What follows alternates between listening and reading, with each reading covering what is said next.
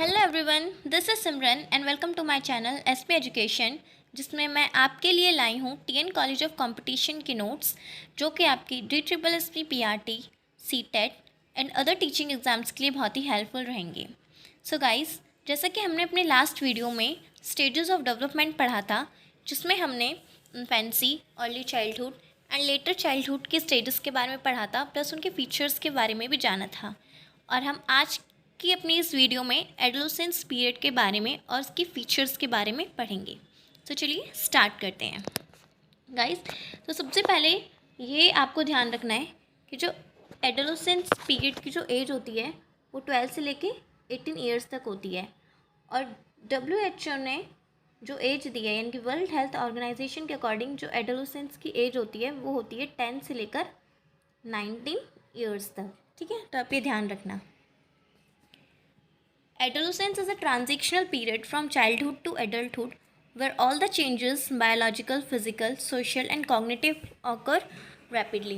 मतलब एडोलेसेंस वो एज होती है, एक तरीके का ट्रांजिशनल पीरियड होता है। ठीक है, ट्रांजिशनल पीरियड मतलब जिसमें बहुत ज़्यादा चेंजेस आते हैं, क्योंकि ये वो एज होती है जिसमें हम चाइल्डहुड से एडल्टहुड की तरफ बढ़ते हैं। इस दौरान हमारे अंदर बायोलॉजिकल चेंजेस आते हैं, फिजिकल चेंजेस आते हैं, सोशल एंड कॉग्निटिव चेंजेस भी आते हैं और बहुत ही तेज़ी से आते हैं, है ना। हम मैच्योर होते हैं, सोशली मैच्योर होते हैं, हमारे बिहेवियर में चेंजेस आता है, हम लॉजिकल थिंकिंग करने लगते हैं, एब्स्ट्रैक्ट थिंकिंग करने लगते हैं, हमारे बॉडी में बहुत ज़्यादा चेंजेस आते हैं। ठीक है, तो इट मीन्स कि ये क्या है, इसको ना, इस एज को ना वो भी कहते हैं थ्रेशोल्ड ऑफ एडल्टहुड। मतलब कि ये चौखट है, वो चौखट जहाँ पे हम एडल्टहुड की तरफ बढ़ रहे हैं। नेक्स्ट है साइकोलॉजिकल कैरेक्टरिस्टिक्स ऑफ एडोलेसेंस। ठीक है, अब हम इसके कुछ कैरेक्टरिस्टिक्स पढ़ेंगे इस स्टेज के। फर्स्ट है adolescence is a transitional period. ठीक है, ट्रांजिशनल जैसे जिसमें बहुत ज़्यादा चेंजेस आते हैं, it when they go from childhood to adulthood. मतलब बच्चे इसमें जो हैं वो चाइल्डहुड से एडल्टहुड की तरफ बढ़ते हैं। नेक्स्ट पॉइंट है adolescence is a problem age. इस स्टेज में बच्चे को बहुत ज़्यादा प्रॉब्लम फेस करनी पड़ती है, चाहे वो फिज़िकल प्रॉब्लम हो, इमोशनल प्रॉब्लम हो, सोशल प्रॉब्लम हो। ठीक है, तो इसलिए इस स्टेज को प्रॉब्लम एज भी कहा जाता है। They can not act either as a child और एज एन एडल्ट। मतलब एडोलेसेंस में जो बच्चा है, ठीक है, ना तो वो एक बच्चे की तरह रहता है जो जिस तरीके से एक छोटा बच्चा बिहेव करता है, और ना ही वो एक बड़े की तरह रहता है कि एक बड़ा जिस तरीके से बिहेव करता है। मतलब वो बहुत ज़्यादा कंफ्यूज रहता है इस स्टेज में, क्योंकि ना तो वो एक पूरी तरीके से बच्चा होता है और ना ही एक एडल्ट होता है। थर्ड पॉइंट है adolescence is a time of search for identity. मतलब कि ये वो स्टेज होती है जहाँ पे बच्चा अपनी आइडेंटिटी सर्च करता है, अपनी पहचान एक बनाता है। वो यहाँ पे ये सोचता है कि उसकी क्या आइडेंटिटी है, फैमिली में क्या है, सोसाइटी में क्या है। ठीक है, adolescence is a time of unrealism. Adolescents develop unrealistic aspiration. मतलब ये वो स्टेज है जहाँ पे इस स्टेज में जो बच्चा है ना वो अनरियलिस्टिक एस्पिरेशन, मतलब आपने देखा होगा कि बच्चे बहुत ज़्यादा सोचते हैं कि उनको बड़े होकर ये बनना है, वो बनना है, वो इतने पैसे कमाएंगे, इतने सडनली अमीर हो जाएंगे। ठीक है, तो बहुत अनरियलिस्टिक एस्पिरेशंस वो रखते हैं इस स्टेज में बच्चे। फिफ्थ पॉइंट है adolescence is a period of storm and stress. Guys देखिए, ये पॉइंट बहुत इंपॉर्टेंट है कि इस स्टेज को ना स्ट्रॉम एंड स्ट्रेस भी कहते हैं। मतलब हिंदी में अगर कहें तो इसे तूफान और तनाव की अवस्था वाली स्टेज कहते हैं।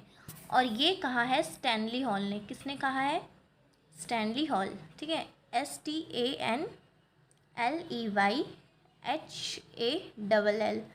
तो क्वेश्चन ये आपका आ सकता है बनके कि स्टैनली हॉल ने किस स्टेज को, कौन से पीरियड को स्ट्रॉम एंड स्ट्रेस कहा है?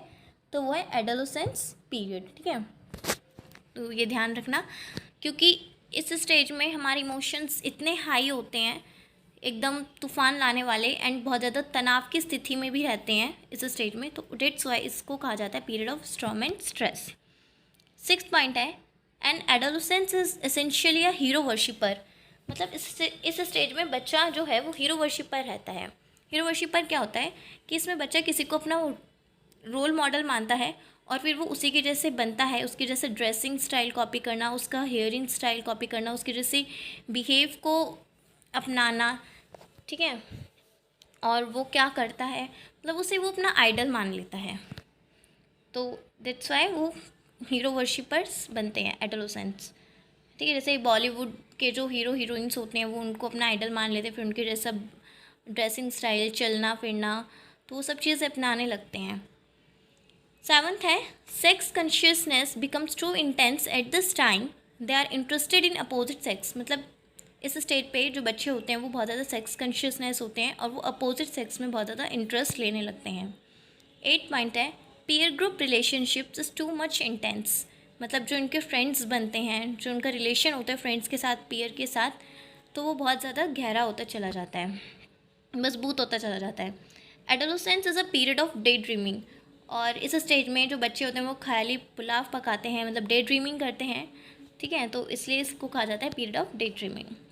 नेक्स्ट है डेवलपमेंटल करेक्टरिस्टिक्स ऑफ एडोलेसेंस, ठीक है। तो इसमें पढ़ेंगे जैसे कि physical development, emotional development, social development के बारे में। तो चलिए एक एक करके पढ़ते हैं।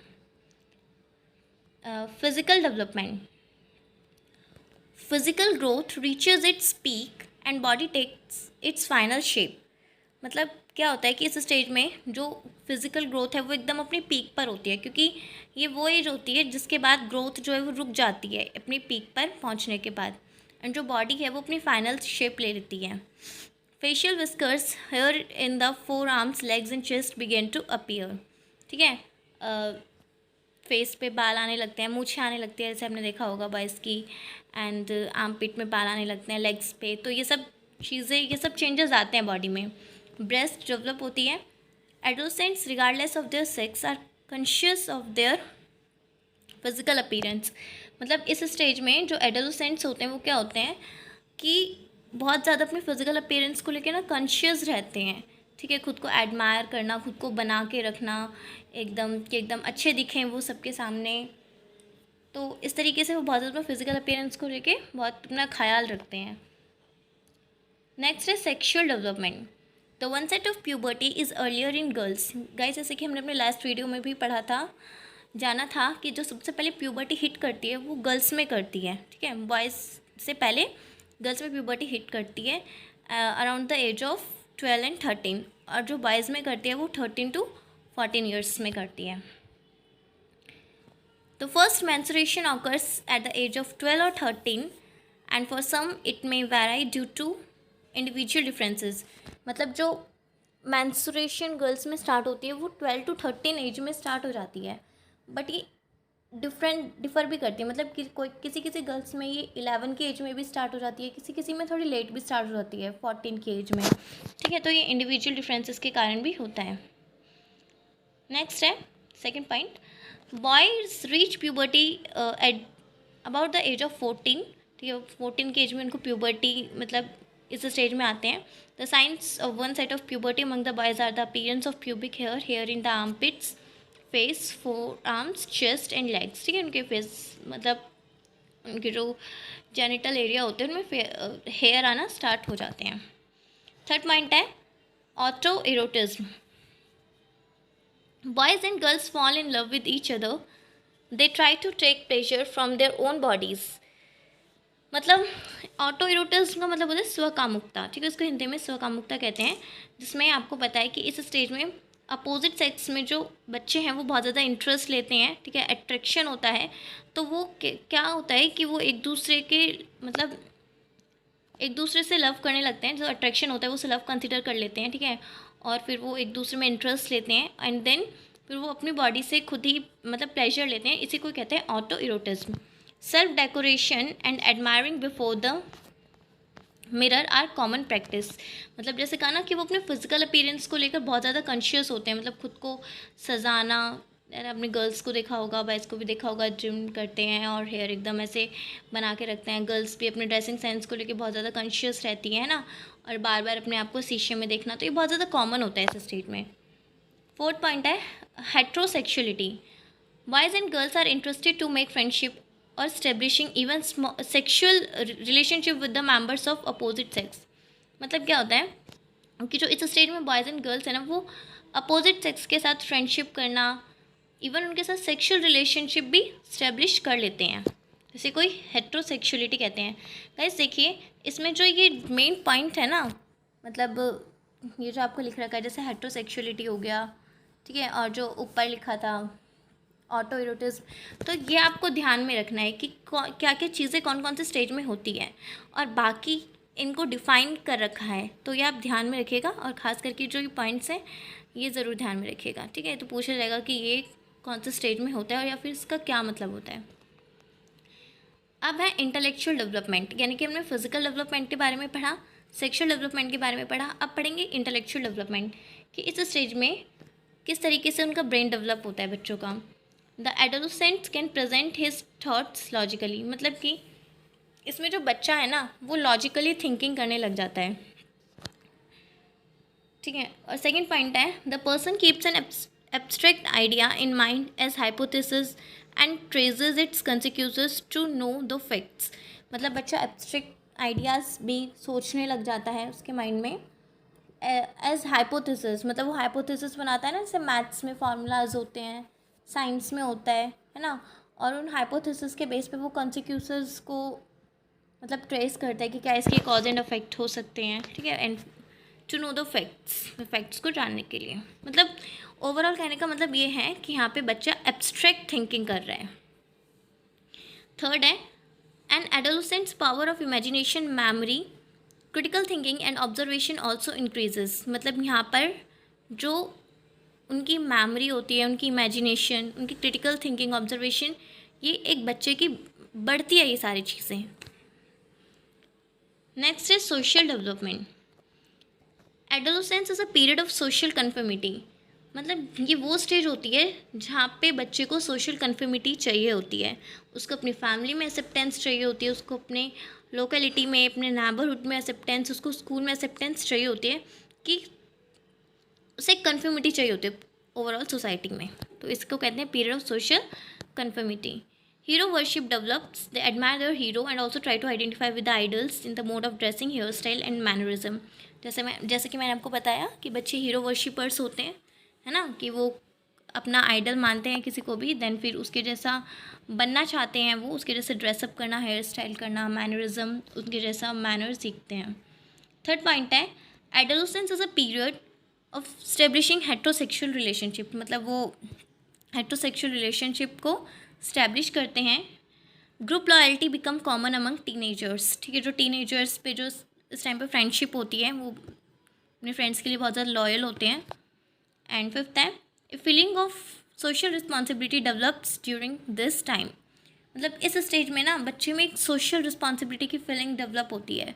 जैसे होता है ना, बच्चे सोचते हैं इस स्टेज पे कि उनको अपनी फैमिली के लिए करना है, बड़े होके सोसाइटी के लिए करना है, देश के लिए करना है, तो इस तरीके की फीलिंग बच्चे में डेवलप होती है। तो हमने ये इंटेलेक्चुअल डेवलपमेंट पढ़ लिया, सोशल डेवलपमेंट पढ़ लिया, अब हम पढ़ेंगे इमोशनल डेवलपमेंट, ठीक है। Adolescence is characterized by emotional instability and intensity, it is a period of heightening of all emotions, मतलब कि ये वो स्टेज होती है जहाँ पर इमोशंस जो है ना वो स्टेबल नहीं रहते हैं, और बहुत ज़्यादा इनस्टेबल इमोशन होते हैं, इंटेंसिटी मतलब बहुत ज़्यादा गहरे इमोशंस होते हैं, कि जैसे आपने भी इस स्टेज में जब होंगे तो आपने भी ये नोटिस करा होगा कि आपको कभी कभी ऐसा लगता होगा कि जैसे आप बहुत ज़्यादा खुश हैं, you feel like you are like in the top of the world, एकदम आग पे जितना खुश कोई है नहीं इस दुनिया में। और फिर कभी आपको ऐसा लगता होगा कि आप बहुत ज़्यादा अकेले हो, आप बहुत ज़्यादा एलोन हो, डिप्रेस्ड हो। तो इस तरीके के क्या है, इमोशंस इंस्टेबल रहते हैं, कि कभी आप एक दिन बहुत ज़्यादा खुश महसूस करते होंगे और कभी बहुत ज़्यादा दुखी से महसूस करते होंगे। तो ये कॉमन है, ठीक है, इस स्टेज में होना, क्योंकि यहाँ पे इमोशंस गहरे होते हैं और अपनी पीक पर होते हैं। सेकेंड पॉइंट है they are not constant in emotional expression, है ना, कॉन्स्टेंट नहीं रहना इमोशनल, जैसे अगर छोटी छोटी बात पे गुस्सा आ जाना, ठीक है, या फिर छोटी छोटी बात पे हंसी आ जाना, तो इस तरीके के चिड़चिड़ापन रहना, तो ये जो इमोशंस हैं वो कांस्टेंट नहीं रहते। थर्ड पॉइंट है adolescents are often confused by the rapid bodily changes which create unexpressed fears and feelings of guilt, मतलब क्या होता है कि जैसे कई बार एडोलसेंट्स जो होते हैं इस स्टेज में मतलब ये जो स्टेज होती है, यहाँ पर बच्चों के अंदर ना उनके बॉडी में बहुत ज़्यादा चेंजेस आते हैं और बहुत ही रैपिडली आते हैं, तेज़ी से आते हैं, जिसकी वजह से क्या है कि वो बहुत ज़्यादा कंफ्यूज हो जाते हैं और उनमें एक फ़ियर जो है वो पैदा हो जाता है, डर पैदा हो जाता है, जो वो एक्सप्रेस नहीं कर पाते हैं, और साथ में उनमें एक गिल्ट वाली फीलिंग आ जाती है। अगर मैं आपको यहाँ एग्जांपल दूँ, जैसे मान लो कोई लड़की है जिसको पहले कभी मेंस्ट्रुअल साइकिल के बारे में नहीं बताया गया, और सडनली अगर उसको हो जाता है मेंस्ट्रुअल, मतलब मेंस्ट्रुएशन हो जाता है उसको, तो वो अच्छा फील नहीं करेगी, उसे बहुत बेकार फील होगा, वो बहुत डर जाएगी। तो इस तरीके से उसमें एक गिल्ट की फीलिंग, ठीक है, एक फ़ियर उसमें क्रिएट हो जाएगा हमें, ठीक है। चलिए नेक्स्ट है unique features of adolescence. Guys, अगर आपको ये वीडियो अच्छी लग रही है तो आप इसे शेयर करिए, लाइक करिए एंड सब्सक्राइब करिए। चलिए देखते हैं फर्स्ट पॉइंट, यूनिक फीचर्स के क्या क्या फीचर्स होते हैं इस स्टेज के। फर्स्ट है adolescence is a transitional period. हमने पढ़ा कि इसमें बहुत ज़्यादा चेंजेस आते हैं। Childrens when they go from childhood to adulthood must put away childish things and they must also learn new patterns of behaviour and attitudes to replace those they have abandoned. मतलब कि जैसे कि ये stage है जहाँ पे बच्चा एक एडल्टहुड की तरफ बढ़ रहा है, यानी कि बड़ा हो रहा है बच्चा, ठीक है। तो वो जैसे वो बचपन में वो बच्चों वाली चीज़ जो करता था, अब वो धीरे धीरे छोड़ रहा है, और जो नया बिहेवियर है बच्चा वो अपना रहा है, नया उसमें एटीट्यूड डेवलप हो रहा है, ठीक है। और जो पुरानी चीज़ें हैं वो उसको रिप्लेस कर रहा है, जो एटीट्यूड जो नया बिहेवियर वो सीख रहा है, और पुरानी चीज़ों को बच्चा छोड़ रहा है। नेक्स्ट है adolescence is a period of storm and stress. कि क्यों है ये इतनी तूफान और तनाव की अवस्था, इसे क्यों कहा जाता है। During adolescence the individual comes under social pressure and faces new conditions for which he received little training during childhood. क्योंकि इस स्टेज में क्या होता है कि जैसे बच्चा जो होता है, जब वो इस स्टेज में आता है तो उसे नई नई चीज़ों को फेस करना पड़ता है, नई नई कंडीशंस को फेस करना पड़ता है, जिसके बारे में उसे चाइल्डहुड में बताया नहीं जाता, या फिर उसे जानकारी नहीं होती, या उसकी ट्रेनिंग नहीं मिली होती। तो जब वो प्रॉब्लम उसके सामने आती है तो वो बहुत ज़्यादा मतलब परेशान हो जाता है। ही experiences conflict between himself and society and even within himself. मतलब उसको लगता है कि जैसे उसके और सोसाइटी के बीच में संघर्ष चल रहा है, या फिर उसके मन के अंदर भी काफ़ी संघर्ष चलता रहता है ना। या आप सबने भी फील करा होगा अपने इस स्टेज में। Changes in the role of society, unfavourable relations in home, inability to decide his status in social settings, difficulty in adjusting with opposite sex, and unnecessary restriction on movement give rise to tensions and worries। मतलब जैसे कि society में changes आना, ठीक है, changes in the role of society, plus unfavourable relations in home, जैसे कि parents के बीच में अगर रिलेशंस नहीं अच्छे नहीं होते तो इसका डायरेक्टली असर बच्चों पे पड़ता है, या फिर घर में लड़ाई का माहौल रहता है, या फिर आस पड़ोस का माहौल अच्छा नहीं होता, ठीक है। और inability to decide his status in social setting, मतलब वो अपनी सोसाइटी में उसका क्या स्टेटस है वो डिसाइड नहीं कर पाता है, और एडजस्ट नहीं कर पाता अपोजिट सेक्स के साथ। और जो अननेसेसरी रिस्ट्रिक्शंस उसके ऊपर लगती है, जो स्कूल वालों की तरफ से, पेरेंट्स की तरफ से, जैसे कहते हैं आपको यहाँ नहीं जाना, इसके साथ नहीं जाना, इतनी लेट मतलब बाहर नहीं रहना। तो इस तरीके की जो अननेसेसरी रिस्ट्रिक्शन जो लगती है वो बच्चे में क्या है, टेंशन्स एंड वरीज क्रिएट करती हैं। तो जिससे जो बच्चा है, दैट्स वाई इसको स्ट्रॉम एंड स्ट्रेस की मतलब अवस्था कहते हैं, ठीक है। थर्ड है adolescence is a problem age. ये प्रॉब्लम एज भी होती है। अब क्यों होती है चलिए जानते हैं। देखिए, सबसे पहले तो इस स्टेज पे जो बच्चा है ना वो बहुत ज़्यादा प्रॉब्लम्स मतलब फेस करता है उसको बहुत, और वो जो प्रॉब्लम फेस करता है ना वो उससे बहुत ही ज़्यादा डिफ़िकल्टी होती है उस प्रॉब्लम से कोप अप करने में। क्यों होती है इसके रीजंस जानते हैं। देखिए, पहला रीज़न ये है, throughout childhood their problems were met and solved by parents and teachers. As a result many adolescents are inexperienced in coping with problems alone. मतलब पहला रीज़न क्या है कि जब वो बचपन में यानी कि चाइल्डहुड स्टेज में जब उनको कोई प्रॉब्लम आती थी, या तो वो प्रॉब्लम टीचर्स या तो उनके पेरेंट्स वो सॉल्व कर देते थे, जिसकी वजह से उनको एक्सपीरियंस नहीं होता था प्रॉब्लम्स को खुद से सॉल्व करने का। और जब वो प्रॉब्लम्स इस स्टेज में उनको अकेले फेस करनी पड़ती है तो वो डिफ़िकल्टी आती है उनको कोप अप करने में, ठीक है। सेकंड ये है कि because adolescents wants to feel that they are independent and they demand the right to coping with their own problems, rebuffing attempts on the part of parents and teachers to help them. Second ये होता है कि जैसे इस stage में बच्चा आके सोचता है कि वो इंडिपेंडेंट हो गया, वो बड़ा हो गया है, तो यही जो सोच के कारण बच्चा जो है वो अपनी प्रॉब्लम को ना पेरेंट्स एंड टीचर्स के पास नहीं लेके जाता, क्योंकि वो सोचता है कि वो बड़ा हो गया, वो बच्चा नहीं रहा है।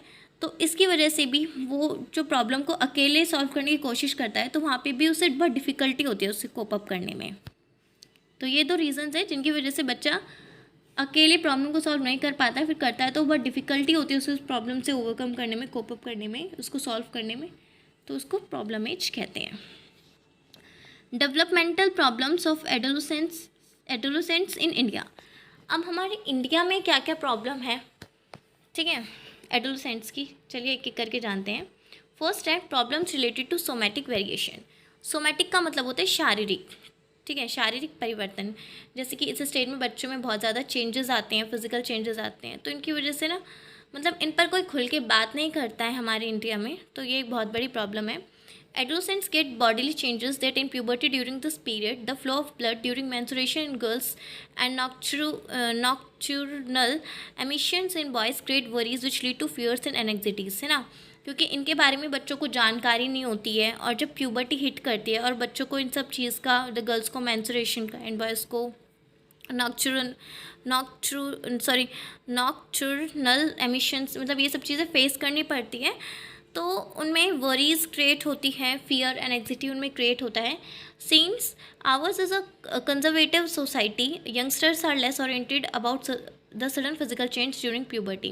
जैसे हमारी सोसाइटी इन चीज़ों को लेकर बहुत ज़्यादा कंजर्वेटिव है, खुल के बात नहीं करती और यंगस्टर्स को इनके बारे में बताया नहीं जाता जो प्यूबर्टी में जो उनकी बॉडी में चेंजेस आते हैं। तो ये सब चीज़ें हैं जो एक प्रॉब्लम जो उनको फेस करनी पड़ती है एडोलसेंट्स को। सेकेंड है inquisitive on sex. Adolescents are curious to know about sex related topics and are seeking answers to their innumerable doubts. मतलब कि इस स्टेज में जो बच्चा होता है वो सेक्स को लेकर बहुत ज़्यादा क्यूरियस होता है, उसके बारे में जानने को लेकर, और बहुत ज़्यादा डाउट्स भी होते हैं उनके। तो इस चीज़ को लेकर भी हाँ हमारे यहाँ इंडिया में खुलकर बात नहीं की जाती है इस टॉपिक को लेकर भी। तो इस चीज़ को लेकर भी बच्चा बहुत ज़्यादा क्यूरियस रहता है और बहुत डाउटफुल रहता है। थर्ड है transitional conflict. An adolescent is considered neither a child nor an adult. He has to depend on his parents for his needs, but at the same time he wants to hold independent views and opinions like an adult. मतलब इस stage में क्या है, ना तो जो बच्चा है वो पूरी तरीके से एक छोटा बच्चा रहता है और ना ही एक एडल्ट रहता है, ठीक है, बहुत कन्फ्यूज़न में रहता है। मतलब कि एक टाइम उसको जो अपनी नीड्स के लिए, अपनी रिक्वायरमेंट्स के लिए पेरेंट्स के ऊपर डिपेंड होना पड़ता है, बट सेम टाइम वो क्या सोचता है कि वो जैसे बड़ा हो रहा है तो वो इंडिपेंडेंट है अपने व्यूज़, अपने ओपिनियंस को लेकर। तो एक तरीके के ट्रांजिशन कन्फ्लिक्ट है कि वो सोचता है कभी वो बच्चा है कभी वो बड़ा है, तो यहाँ पर से बहुत ज़्यादा कन्फ्यूज़न होती है। फोर्थ है adjustment problem with parents. Parents के साथ एडजस्टमेंट नहीं कर पाते हैं बच्चे। Adolescents wants to be independent, but often parents interfere in their choices and selections. For example, selection of friends, dress materials, recreational interest, study, etc. So the adolescent finds difficulty in adjusting to the needs and demands of the parents. मतलब क्या है कि जैसे इस stage में ना जो बच्चे होते हैं उनकी अलग चॉइसेस होती है और उनकी जो चॉइसेस में ना पेरेंट्स इंटरफेयर करते हैं। जैसे कहते हैं कि आप इनको फ्रेंड्स मत बनाओ, इनके साथ आप नहीं रहोगे, ऐसे कपड़े मत पहनो। जैसे किसी बच्चे को डांस पसंद होता है, सिंगिंग या फिर स्पोर्ट्स में जाना पसंद होता है, तो वहाँ पे पेरेंट्स कहते हैं नहीं ये सब टाइम वेस्ट है, ओनली स्टडी पे ध्यान दो। स्ट्रीम को लेकर पेरेंट्स बहुत ज़्यादा रहते हैं कि आप आर्ट्स में मत जाओ, साइंस में जाओ। तो इस तरीके के ना मतलब पेरेंट्स की चॉइसेस के साथ बच्चों को बहुत ज़्यादा डिफ़िकल्टी होती है एडजस्ट करने में। फिफ्थ है adjustment difficulties with the community. अब कम्युनिटी के साथ भी डिफ़िकल्टी होती है। कैसे? In the fast growing society everyone is running fast to stabilize his position in job and livelihood. Adolescents want to enjoy with their peers, but they are expected to set the goal in life by their relatives. मतलब क्या होता है कि हमारी society में आज के time में क्या है कि सब स्टेबलाइज होने की सोचते हैं जल्दी से जल्दी, कि वो जॉब लें, जल्दी से कुछ बने, ठीक है, अपने गोल को अचीव करें। लेकिन इस स्टेज पे जो बच्चा है वो ये भी सोचता है कि वो अपने पेयर्स के साथ, अपने फ्रेंड्स के साथ बहुत ज़्यादा इंजॉय करे, और साथ में उनके गोल्स को भी लेकर वो बहुत ज़्यादा, जो उनके रिलेटिव्स या फिर उनके जो पेरेंट्स के जो एक्सेप्टेशंस होते हैं, फिर उनके जो खुद के गोल्स होते हैं, उनको लेकर भी वो बहुत ज़्यादा चिंतित रहते हैं। तो यहाँ पे क्या है कि वो एडजस्ट नहीं कर पाते कम्युनिटी के साथ, ठीक है, क्योंकि उन्हें इन्जॉय भी करना है और अपने गोल को पाना भी है। 6th है adjustment difficulties with school discipline. School के साथ एडजस्ट नहीं कर पाते। क्या क्या प्रॉब्लम्स आती है? School impose some restriction on the part of adolescents. For example, they should not talk with opposite sex and they should have hair cut etcetera, but they expect freedom.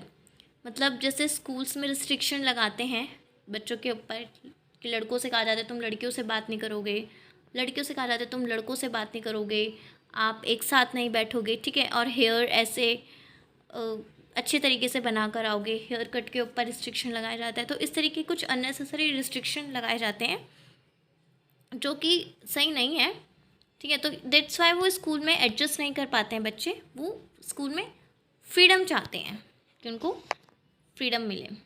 7th है financial problem. Adolescents are not financially independent, they are not able to fulfill their requirements out of their pocket money. Excess demand or parents denial of to give money make them have problems। मतलब क्या है, इस stage पे बच्चा financially independent नहीं होता है, और उसकी जो रिक्वायरमेंट्स होती है वो अपनी पॉकेट मनी से भी पूरी अपनी रिक्वायरमेंट्स बच्चे पूरी नहीं कर पाते हैं।